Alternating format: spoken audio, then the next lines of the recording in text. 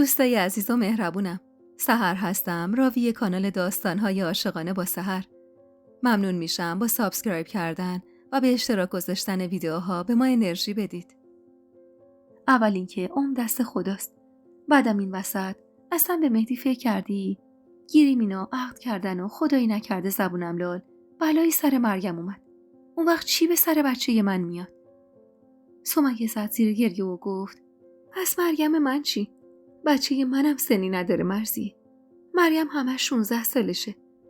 بچم هنوز کلی آرزو داره. فکر کردی راحت بشین جلوی دکتر رو بهت بگه بچه‌تون حتی 20 سالگیش رو نمیتونه به چشم ببینه؟ فکر کردی راحت چشم ببندی رو آخرین روزای زندگی بچت و بخوای اونو به آرزوش برسونی؟ خدا برای هیچ کس نخواد مرزیه جون. ولی حالی که ما داریم از خود جون دادنم سخت‌تره که به خدا آدمیزاد یه بار جون میده و من روزی 100 بار. نمیدونستم چی به سمیه بگم. مریم واقعا بچه بود و من میترسیدم از عاقبت این کار. به بهانه سوختن غذام خداحافظی کردم و تلفن رو قطع کردم. فرشته با کنجکاوی گفت مامان، صندایی چی میگفت؟ نگو که از مهدی خواستگاری کرده. اینو گفت و زد زیر خنده. نگاه تندی بهش انداختم که باعث شد سری خودش رو جمع و جور کنه و با تشر بهش گفتم حواستو جمع کن فرشته. مهدی چیزی از این تماس نفهمه که اگه بفهمه پوستتو. هنوز حرفم کامل نشده بود که صدای کنجکاو مهدی به گوشم رسید. تازه وارد سالن شده بود و من متوجه شده بودم. من چی رو نباید بفهمم مامان خانم؟ چشخوره‌ای به فرشته رفتم و گفتم سلام مادر، خسته نباشی. مادر جون کو؟ مهدی اشاره‌ای به پشت سرش کرد و گفت داره میاد بالا. آبجی مریم و بابا کنارش هستن. حالا شما بگو چی شده؟ چی رو من نباید بفهمم؟ فرشته بلبل زبونی کرد و گفت واسط خواستگار اومده داداش جون. اینو گفت و ریز خندید. نخود تو دهن این دختر خیس نمیخورد. نگاه بدی بهش انداختم و رو به مهدی گفتم فعلا مادر جون اینجاست. بعداً در موردش حرف میزنیم. مهدی با تعجب سری تکون داد و به سمت اتاقش رفت. اما دلش طاقت نیاورد و وقتی زینت خانم تو اتاقش استراحت میکرد اومد سر وقتم تا ماجرا رو بدونه. دیگه نمیشد بیشتر از این ماجرا رو ازش مخفی کنم. واسه همین گفتم مهدی جان مادر، تو دیگه بزرگ شدی. لیسانس تو گرفتی و خدا رو شکر نیمه وقتم سر کار میری و داری واسه ارشد میخونی. بهتر نیست به فکر ازدواج باشی کم کم؟ مهدی با چشمای گرد شده گفت چی میگی مامان؟ ازدواج؟ تو این سن؟ ویل کن مادر من هنوز سنی ندارم. تازه میخوام از جوانیم لذت ببرم. بعد پاشم دست یه دختر رو بگیرم بیارم تو زندگیم. اونم وقتی که هنوز نمیتونم خرج خودم رو بدم و آخر ما دستم جلوی بابام درازه. میدونستم حرفای مهدی درسته. اما دیر یا زود این حرفا به گوش مهدی میرسید. واسه همین کنارش نشستم و گفتم ببین مادر، من میدونم تو سن و سالی نداری. اما زن که بگیری به زندگیت هدف میده. تلاشت بیشتر میشه. الانم دور زمونه فرق کرده. دیگه نمیشه به هر کسی اعتماد کرد. دختر دیده و شناخته شده کمه. مهدی چشماشو ریز کرد و گفت مامان، حرف آخر تو اول بزن. چرا مقدمه چینی میکنی؟ خب یه کلام بگو منظورت چیه؟ کمی دست کردم و گفتم میگم نظرت در مورد مریم چیه؟ مهدی با لودگی گفت خیلی رو مخه. خیلی جیغ جیغ میکنه. اگه صبح از سرویس مدرسه جا نمونه شاید بتونم باهاش کنار بیام. اخمی کردم و گفتم مسخره. مریم دایی هادی رو میگم. مهدی آهانی گفت و با شیطنت نگاهی به من انداخت و گفت ازم خواستگاری کردن؟ مشتی به بازوش کوبیدم. زهر مار، خواستگاری کجا بود؟ خودت میدونی من مریم رو خیلی دوست دارم. همیشه دلم میخواست عروسم بشه. الانم انگار یه خواستگار براش پیدا شده. زنداییت صلاح دونست به ما بگه دارن دختر شوهر میدن. هرچی نباشه ما فامیلی. تا پسر من هست چرا بدنش به غریبه؟ مهدی با تعجب نگام کرد. اینا رو جدی میگی مامان؟ تو اصلا میدونی مریم چند سالشه؟ میدونی چند سال با من اختلاف سنی داره؟ جون مهدی از این شوخی ها نکن که شوخیش هم قشنگ نیست. شوخی کجا بود آخه پسر؟ بله، من میدونم مریم سنش کمه. اما دخترای هم سن و سالش اکثرا شوهر کردن. خود من شاید 1-2 سال از مریم بزرگتر بودم که ازدواج کردم و سر سال تو رو حامله شدم. مهدی از جا بلند شد و با قاطعیت گفت نه، جواب من همینه و تغییر نمیکنه. مریم بچه است. سنش کمه. تفاوت سنش با من زیاده. دختر پرحرف و رومخیه. من از هیچ کدوم از رفتاراش خوشم نمیاد. پس جوابم هم تغییر نمیکنه. جدا از همه اینا مریم واسه من عین خواهره. پس این موضوع رو همینجا تمومش کن مامان. و خواست از سالن بیرون بره که با صدای لرزونی گفتم حتی اگه مریض باشه و وقتی نداشته باشه. مهدی با تعجب به سمتم برگشت و نگام کرد و بعد از چند لحظه سکوت گفت چی میگی مامان؟ کی مریضه؟ ناخودآگاه بغضم شکست و اش روی صورتم نشست. مریم با دختر خودم برام هیچ فرقی نداشت و هرچند هنوز ته دلم شک داشتم که ماجرای بیماریش واقعیت داشته باشه، اما عمیقاً براش ناراحت بودم. مریم مریض مهدی. دکترها گفتن یه تومور تو سرش هست که نمیشه عملش کرد. دکتر گفته بره خونه این 4 روز آخر عمرشو جوری که دوست داره زندگی کنه. من میدونم تو هم میدونی که مریم تو رو خیلی دوست داره. از وقتی بچه بود همیشه نگاهش دنبال تو بود. دختر 16 ساله شاید تو شهر بچه باشه، اما دختری که تو روستا بزرگ شده تو این سن عقلش اندازه یه زن 20 ساله است. پس بهونه سنو بذار کنار. در مورد علاقه خودت من نمیخوام و نمیتونم وادارت کنم کاری خلاف میلت انجام بدی. اما اگه مریم رو دوست نداری، اگه به قول خودت برات با خواهرت فرقی نداره، لااقل به اون فرصت رو بده تا روزای آخر عمرش به چیزی که میخواد برسه. کسی از تو انتظاری نداره. همش صیغه محرمیته. مریم میاد تو این خونه. چند ماهی کنار ما زندگی میکنه و همین. مهدی دندوناشو به هم فشرد و با صدایی که به سختی تلاش میکرد بالا نره گفت همین مامان. بیاد و من عقدش کنم و بعدم اگه بلایی سرش اومد من برم دنبال زندگی خودم. یعنی منو اینقدر بی احساس فرض کردی؟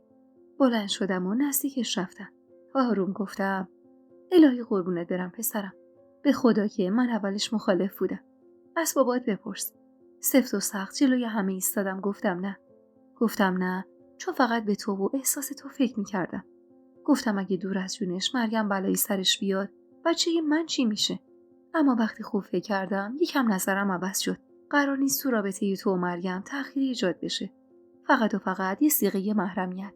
مریم میره تو اتاق مهمون، عین یه مهمون اینجا میمونه. فقط محرم باشه تا هم دلش این چند صباح خوش باشه، هم حرف و حدیثی پشتمون در نیاد. بازم میگم هیچ اجباری برای قبول این شرایط نداری. میتونی بگی نه و همه چی همینجا تموم میشه. اما به این موضوع کمی فکر کن. مهدی که یکم آروم شده بود نفس عمیقی کشید. باشه مامان، فکر میکنم. اما بعید میدونم نظرم عوض بشه. سری تکون دادم. باشه مامان جان. تو فکر کن، حتی اگه نظر تغییر نکرد بازم اشکال نداره. فقط کمی فکر کن. در ضمن نمیخوام جز خودمون کسی از ماجرای بیماری مریم با خبر بشه. نمیخوام با ترحم بهش نگاه کنن و براش دلسوزی کنن. باشه؟ مهدی سری تکون داده و چشمی گفت و به سمت اتاقش رفت. خوب میدونستم کارم اشتباهه، اما برای لحظه‌ای تو جلد مرضیه 16-17 ساله فرو رفتم. همون مرضیه‌ای که با یه نگاه عاشق شده بود. عشق ممنوعه‌ای که رسیدم بهش ممکن نبود. یادم اون روزا دنبال راهی بودم تا به علیرضا برسم و خبر نداشتم زمون جوری میچرخه که منو کنار علیرضا قرار میده. با خودم گفتم خدا به من یه فرصت داد تا علیرضا رو عاشق خودم کنم. پس چرا من این فرصت رو به یه بنده خدای دیگه ندم؟ حتی اگه مریم سالم باشه که از ته دل دعا میکنم سالم باشه و تمام ماجرای بیماریش فقط یه نقشه باشه، بازم من میتونستم بهش کمک کنم تا شانس خودش رو امتحان کنه. شاید میتونه سگ پسر منو عاشق کنه. مریم خیلی برا هادی عزیز بود.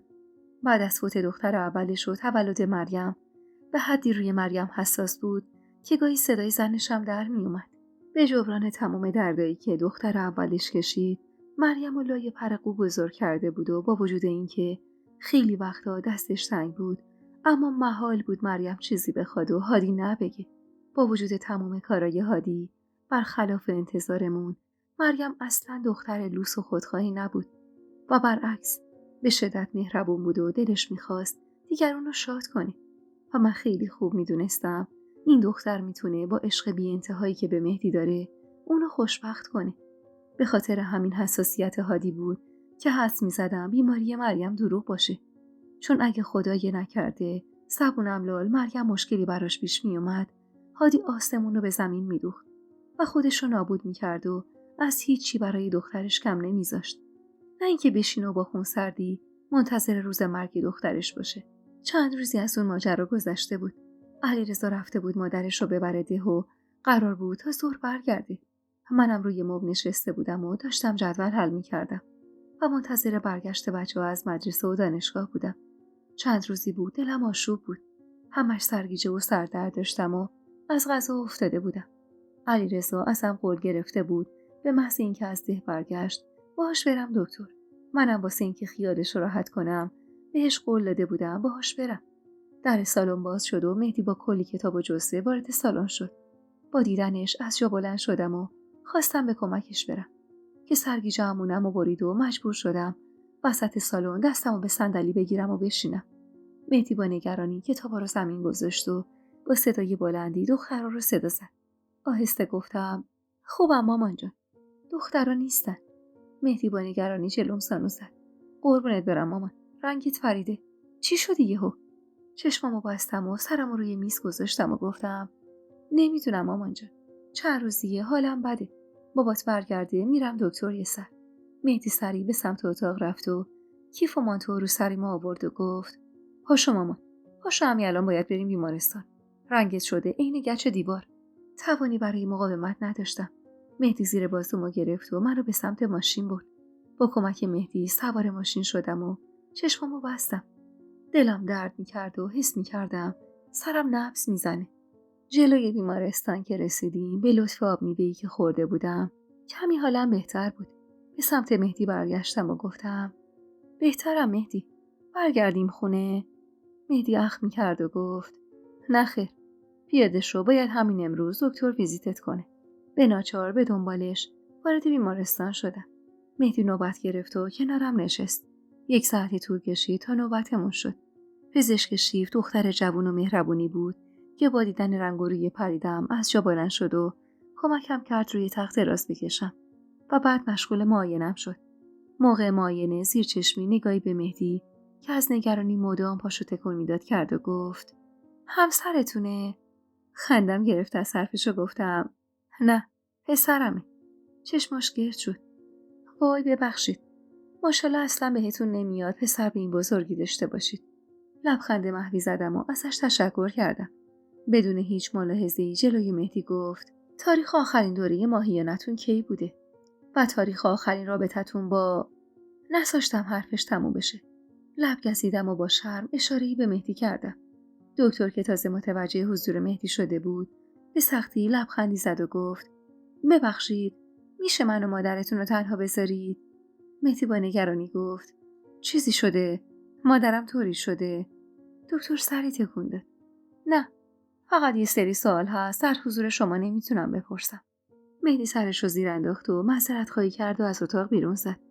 با رفتنش دکتر به سمتم برگشت و گفت ببخشید اصلا حواسم نبود پسرته. حالا جواب منو بده. با شرم جوابشو دادم. 3 ماهی بود دورم عقب افتاده بود. یه بار که رفته بودم بهداشت نزدیک خونه بهم گفته بود شاید به خاطر بالا رفتن سنم دارم کم کم یائسه میشم و این عقب افتادن دوره عادی باشه. دکتر جوان مشغول نوشتن چیزی روی کاغذ شد. یه تست بارداری برات می‌نویسم.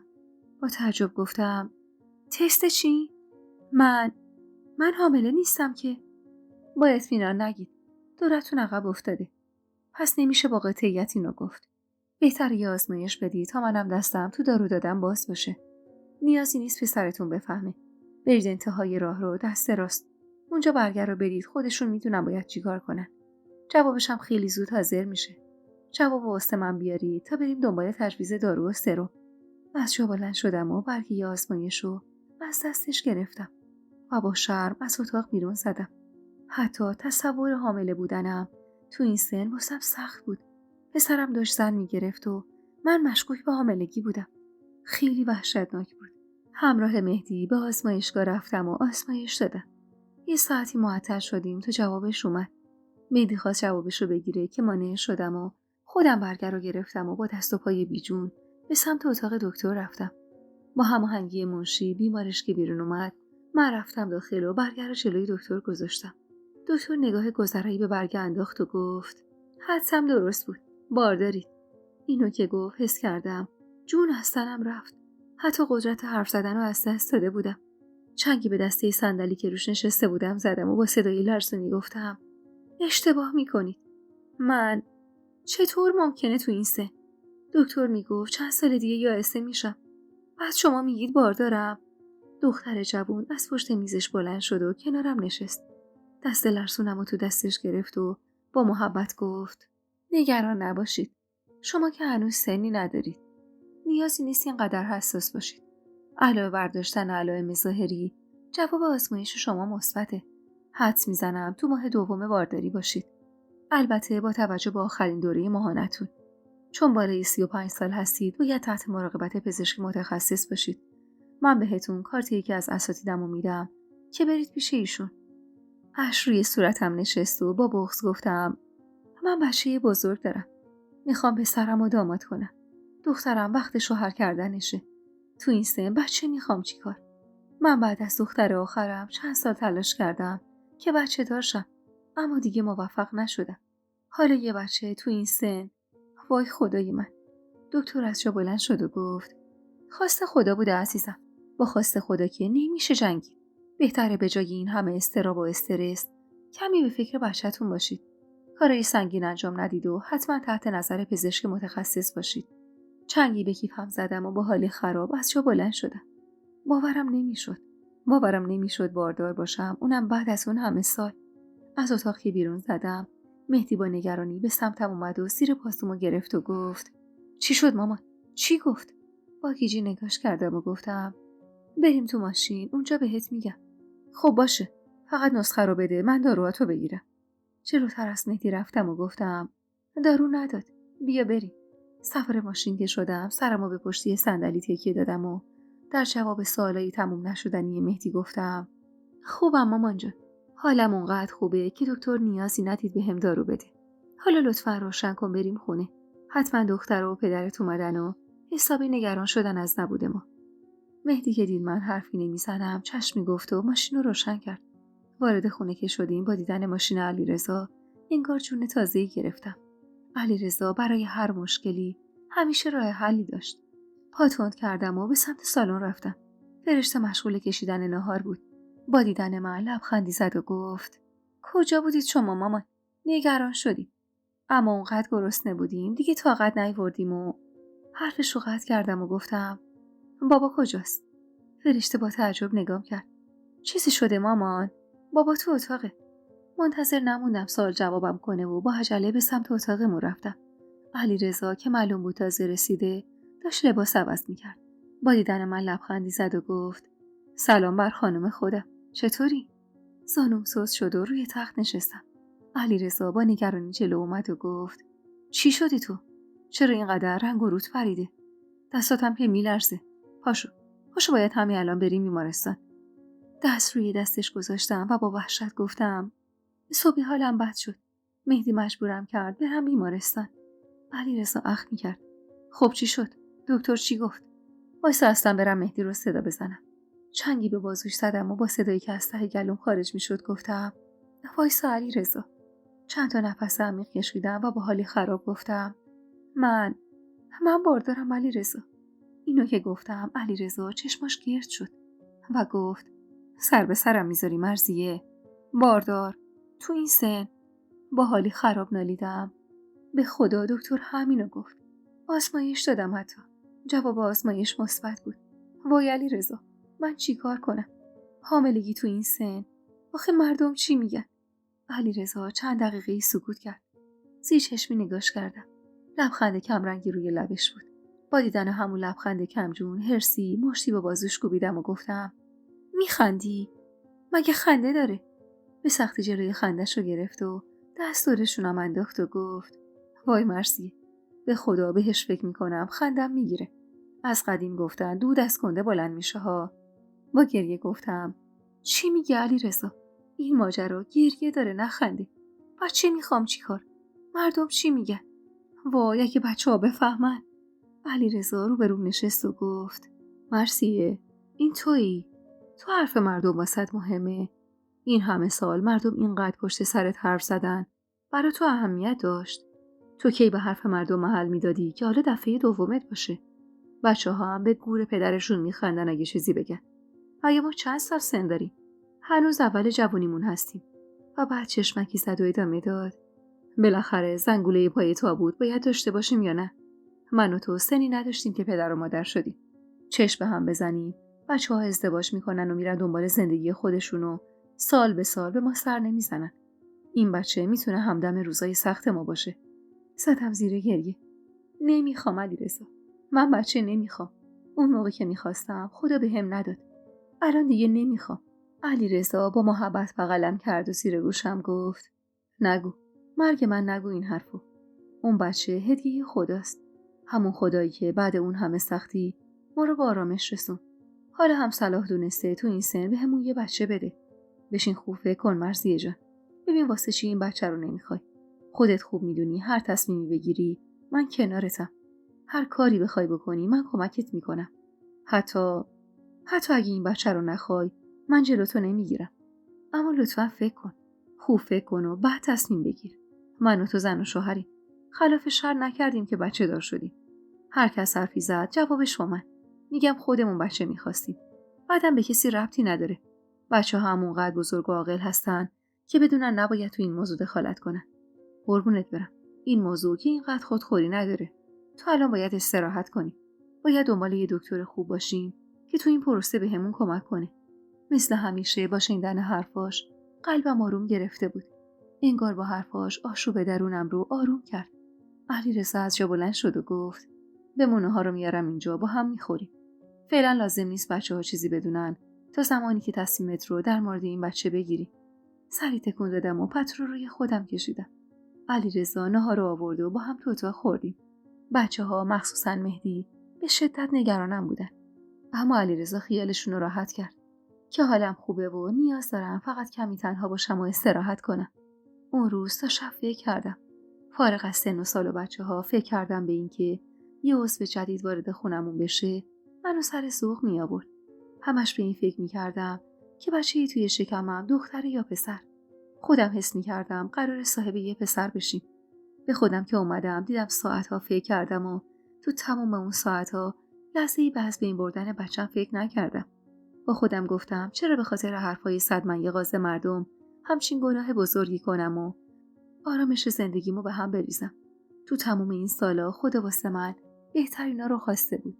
سالها بود که به آرامش رسیده بودیم و من همیشه شاکرش بودم و مطمئن بودم هر اتفاقی برام بیفته قطعاً حکمتی داره. شب بود که از اتاق بیرون زدم.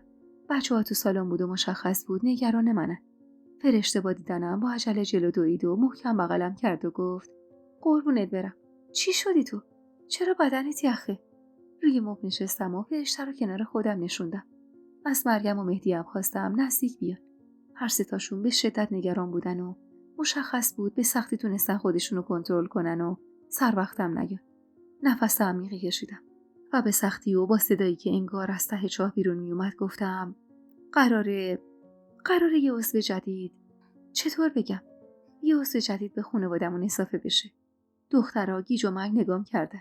مهدی هم اخمی کرد و گفت خب این چه ربطی به حال بد شما داره مامان؟ در مورد مریم دایی که من گفتم فکر میکنم و تصمیممو میگیرم. نکنه حالش بد شده. هان. به سختی لبخندی زدم و گفتم منظورم مریم نبود. من گفتنش سخت بود برام. سخت‌تر از هر چیزی. مکسی کردم و خواستم یه دفعه بگم که در سالن باز شد و علیرضا وارد شد. با دیدن من کنار بچه‌ها لبخندی زد. جعبه شیرینی که تو دستاش رو روی میز گذاشت و گفت اگه خبر رو ندادی من بگم. لب کشیدم و با شرم سرمو پایین انداختم.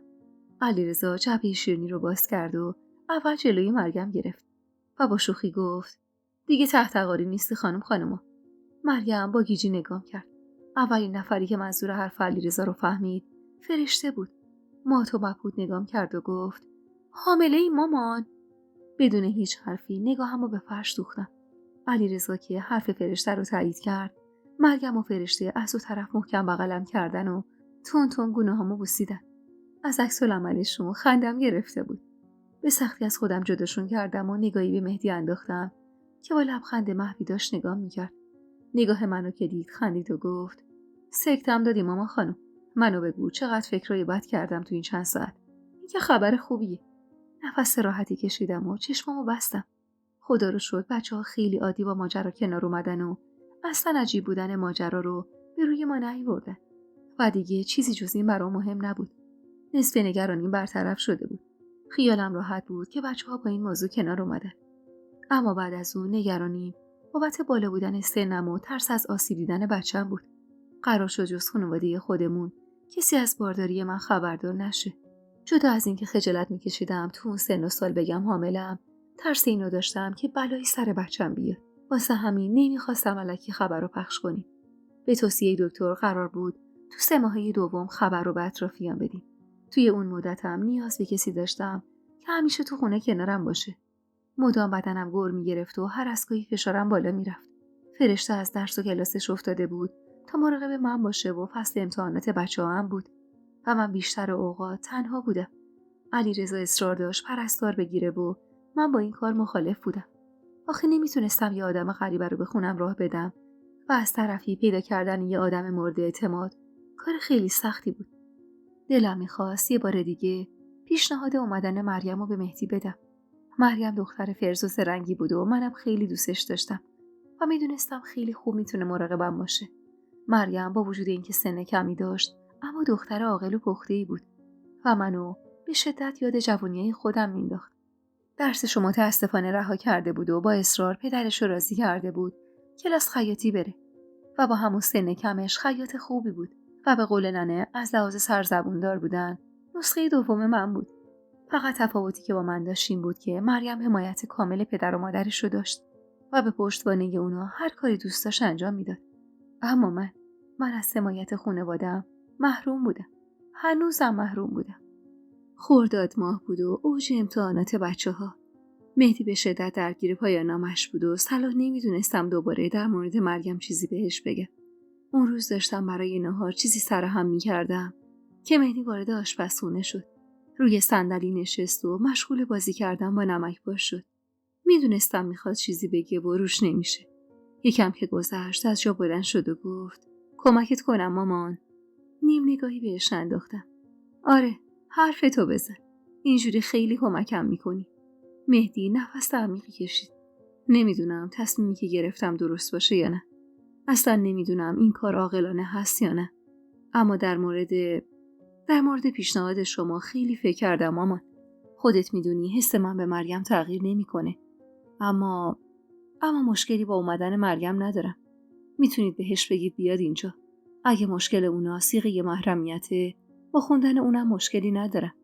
اما این ماجرا فقط و فقط باید بین ما و خانواده دایی بمونه. نمیخوام کسی دیگه از حقیقت چیزی بفهمه. روبروش نشستم و دستاشو گرفتم. کسی دیگه ای رو دوست داری مامان؟ با تعجب نگام کرد. نه مامان جان، من تو این سالها اونقدر سرم به درس و کتاب بوده که فرصتی برای دیدن دخترای اطرافم نداشتم و راستش علاقه‌ای هم نداشتم به ارتباط با دخترا. خودت میدونی تمام هدف من اینه که بورسیه بشم و ارشدم و خارج از کشور ادامه بدم. چند ماهی طول میکشه تا جواب درخواستم از چند دانشگاهی که بهشون ایمیل زدم برسه. و تو این چند ماه چه بهتر که هم مریم به آرزوش برسه و هم شما تنها نباشی. اما مامان، اینو به شما میگم، شما هم به بقیه بگو. من میخوام از این کشور برم. رشته من جای پیشرفتی تو این شهر و کشور نداره. میخوام برم جایی که برای علمم ارزش قائل باشه. با غصه نگاش کردم. مهدی لیسانس مهندسی فناوری اطلاعات داشت و از همون سالی که دانشگاه قبول شد تو سرش بود که بعد از تموم شدن درسش از ایران بره. وقتی مدتی گذشت و دیگه حرفی از رفتن نزد، خیال من و علیرضا راحت شد که فکر رفتن از سرش افتاده. اما انگار اشتباه میکردیم. آروم گفتم: واقعا میخوای بری مهدی؟ میخوای ما رو تنها بذاری؟ اخ میکرد و گفت: لطفاً قضیه رو احساسی نکن مامان. اول اینکه معلوم نیست کی بتونم برم. بعدشم کشور هدف من به راحتی ویزای تحصیلی نمیده. من مدتی از تو فکر رفتنم. با چند تا از استادامم حرف زدم. مدارک فرستادم و کل این پروسه حدود 1 سال طول میکشه. تو این 1 سال شما هم با موضوع کنار میایید. بعد میرم و برمیگردم. خدا رو چه دیدی؟ شاید فرشته‌ام اومد اونجا. بعدم شما. حرفش رو قطع کردم و با دلخوری گفتم همون خودت صدایی رفتن تو سرته، واسه هممون بسه. نمیخواد این فکرها رو تو سر دخترا بندازی. حالا هم اگه تصمیم قطعی گرفتی، من زنگ بزنم داداشم اینا بیان. مهدی از جا بلند شد و گفت بگو بیان مامان، اما انتظاری از من نداشته باشن. اون روز عصر با هادی تماس گرفتم. نمیخواستم دخترش رو بی‌ارزش کنم.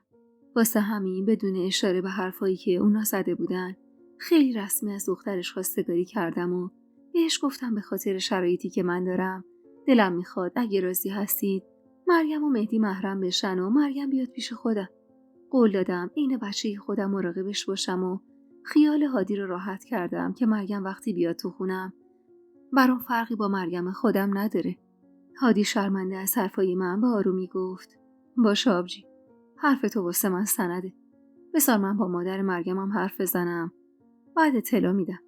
درسته ما خودمون این موضوع رو مطرح کردیم، اما بازم درست نیست من سر خود قولی بهت بدم. به خدا شرمندم از روی تو. من باید اینو زودتر از اینا بهت میگفتم. به روح مرگم خدا بیامرز 10 بار تلفن رو برداشتم تا حقیقت رو بهت بگم، اما روم نشد. حدس میزدم هادی چی میخواد بگه. واسه همین گفتم نیاز نیست چیزی بگی هادی جان. فقط اینو بدون که مهدی من میخواد از ایران بره. اگه مریم بتونه وادارش کنه بموندن، رو چشم من جا داره. ماجرای بیماری رو هم من فراموش میکنم. به بقیه هم میگم دکتر اشتباه میکردن. هادی سکوت کرد. خواستم خداحافظی کنم که با صدای گرفته‌ای گفت به خدا که من راضی نبودم.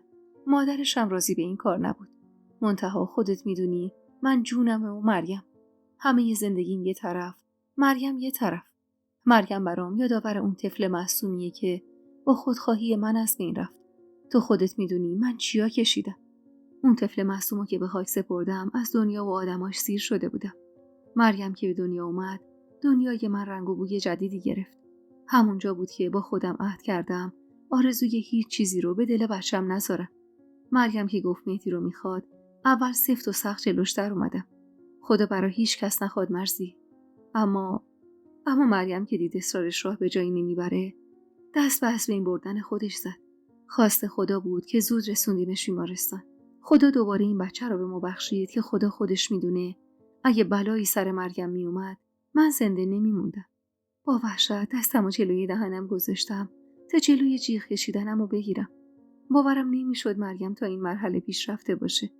هادی با صدای گرفتی ادامه داد از بیمارستان که مرخص شد کار و زندگیمو ول کردم و بس نشستم تو خونه. نمیذاشتم لحظه ای از جلوی چشمم دور بشه. مریم اما حرف اول و آخرش همین بود. میگفت الا و بلا مهدی. بهش گفتم تو هنوز بچه‌ای. مهدی هم سنی نداره. صبر کن شاید خودشون با عزت و احترام اومدن خواستگاری. اما گفت نه. گفت اون مهدی که من دیدم منو مثل خواهرش میدونه و میخواد از ایران بره. میگفت مهدی از ایران بره دیگه معلوم نیست اصلا برگرده یا نه. لش کرد که فقط و فقط باید ما پا پیش بذاریم. منم گفتم میرم به مرثیه میگم ببینم چی میگه. اما مریم گفت مهدی همینجوری قبول نمیکنه. بعدم این فکر احمقانه رو انداخت تو سر ما. چند هفته‌ای باهاش رو بحث کردیم. گفتیم این راه درستی نیست. چرا روی خودت عیب و ایراد میذاری؟ چرا میخوای به زور خودتو به کسی تحمیل کنی که خودت هم خوب میدونی دوستت نداره؟ اما مرغ مریم یه پاداش مرزیه جان. مخالفت من و مادرش رو که دید دوباره دست به همون کاری زد که قبلا زده بود. این بار قبل اینکه قرصا رو بخوره تونستیم مانعش بشیم و بعد به اجبار به حرفش گوش کردیم. منو ببخش مرزی. حق تو این نبود که به دروغ بگیم. الانم هر تصمیمی تو بگیری برای من محترمه. مرگمم باید قبول کنه نمیتونه به هر چیزی که میخواد برسه. از روز اول اشتباه از من بوده که از بچگی نذاشتم آب تو دلش تکون بخوره. مکسی کردم و گفتم داداش من از روز اول فهمیدم ماجرای بیماری دروغه. چون تو رو خوب میشناختم. دور از جون مریم. انشالله همیشه سالم و سلامت باشه. من میدونستم زبونم لال اگه خاری به پای مریم بره تو آسمون رو به زمین میدوزی. اما حال روز اون روز تو و زنت بیشتر استرس و اضطراب بود تا نگرانی. نمیدونم چی بگم هادی. کار درستی نکردی که همچین دروغی گفتی.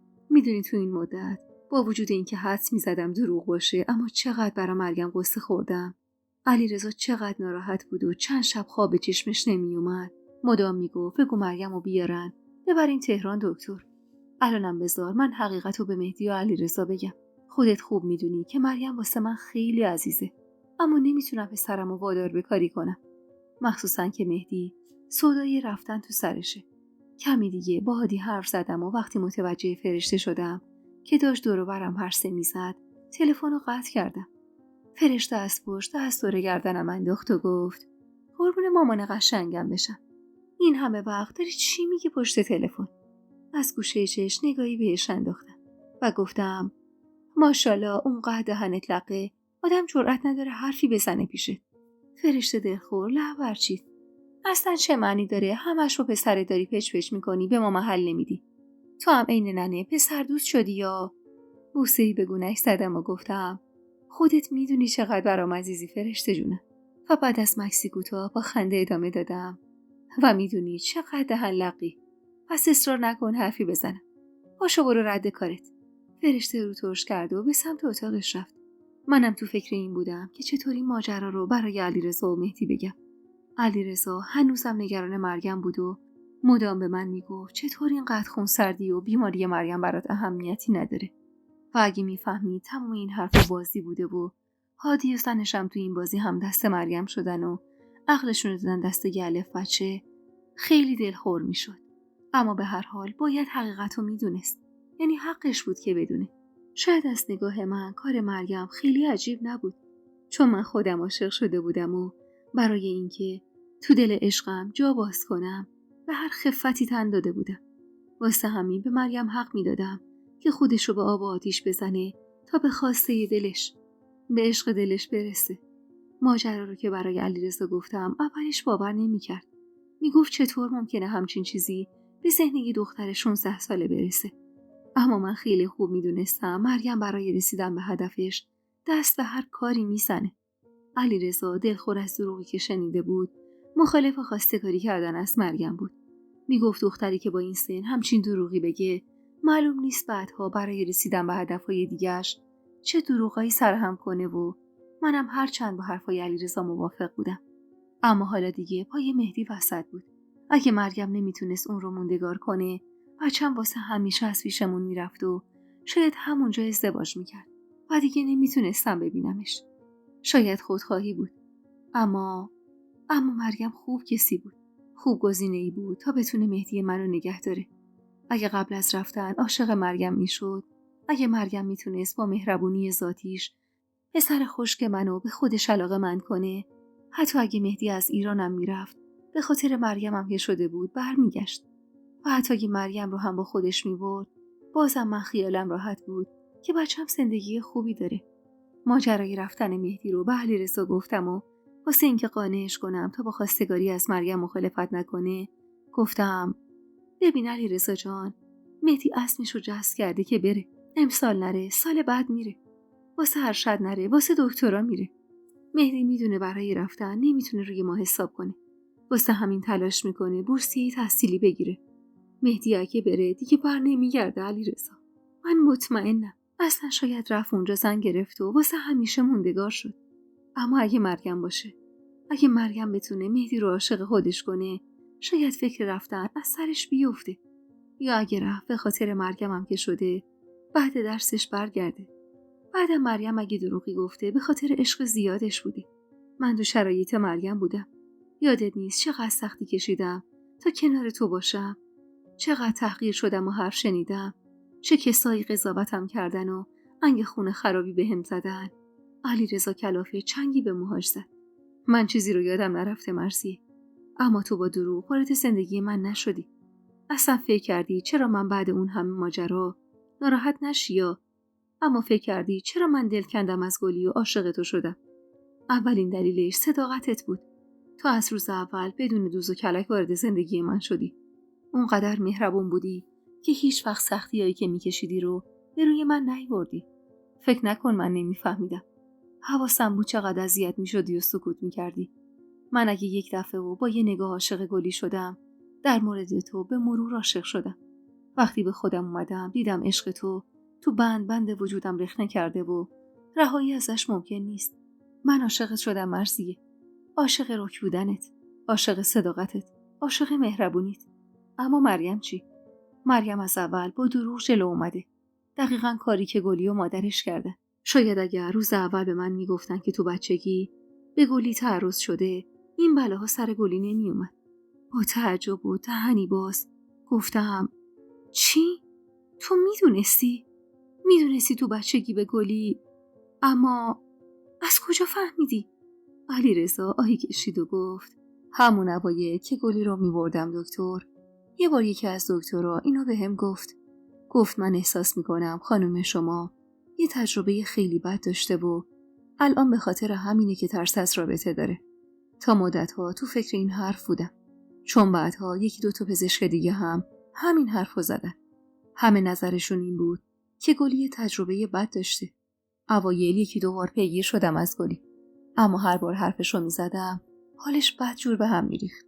منم دیگه دنبالش رو نگرفتم، تا اینکه یه بار که گلی و مادرش داشتن با هم حرف میزدن، بین حرفاشون شنیدم و فهمیدم از روز اول ثریا دخترش رو با دوز و کلک وارد زندگی من کرده. من میدونستم گلی زن ضعیفیه، میدونستم به تنهایی زیاد بدجنس نیست، اما به شدت گوش به فرمان مادرش بود. کاری اگر میکرد تحت تاثیر مادرش بود. وقتی ماجرا رو فهمیدم اول خواستم به روش بیارم. اون موقع تو مهدی رو حامله بودی. بعد گفتم بگم که چی بشه. من آدمی نبودم که به خاطر همچین دلیلی زنم رو طلاق بدم، چون مطمئن بودم که گلی اصلا تو اون ماجرا مقصر نبوده. به نجابت و پاکی گلی اعتماد کامل داشتم. اما اگه از روز اول راستشو به من میگفتن شاید اینجوری نمیشد. اما اونا دروغ گفتن و انتخاب کردن. اون موقع فکر میکردم تو از این ماجرا چیزی نمیدونی. بعد تو اون بحثی که با گلی کردی فهمیدم تو هم حقیقتو میدونی و برام خیلی عجیب بود که چطور حقیقتو میدونستی و هیچ وقت نخواستی علیه گلی ازش استفاده کنی. پوزخندی زدم و گفتم برخلاف تصور همه من هیچ وقت نمیخواستم گلی آسیب ببینه. من خوب میدونستم مشکل گلی دست خودش نیست و به خاطر آسیبی هست که ناخواسته تو نوجوانی دیده. الانم گاهی عصاب وجدان میگیرم علیرضا.